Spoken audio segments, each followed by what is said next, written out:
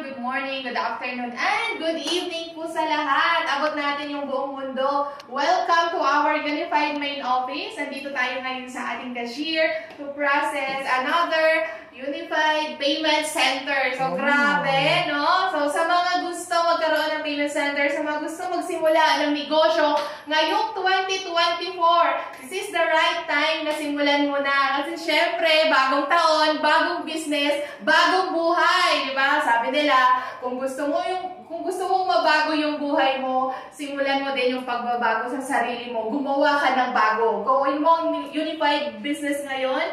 Magsimula ka ng business na yung tipong tao ang lalapit sa'yo. Hindi mo kailangang ilako. So, ano ba yung negosyo na ikaw ang lalapitan ng tao? Number 1, loading business, remittance, bills payment, and of course, ticketing business na in sa panahon ngayon. So, this is an online business and sa mga gusto magkaroon ng katulad nitong negosyo, sa gusto magsimula ng payment center, or di kaya magkaroon ng home-based business. Sa bahay ka lang, pwede kang kumita gamit ang cellphone mo. In just 4 minutes, pwede kang kumita ng 500 to 1,000 pesos sa pagbubook ng mga ticket. Okay? So, for more information, just contact me, message mo ako sa Facebook ko, or i-contact mo yung taong nag-send ng link na to. Thank you and good morning!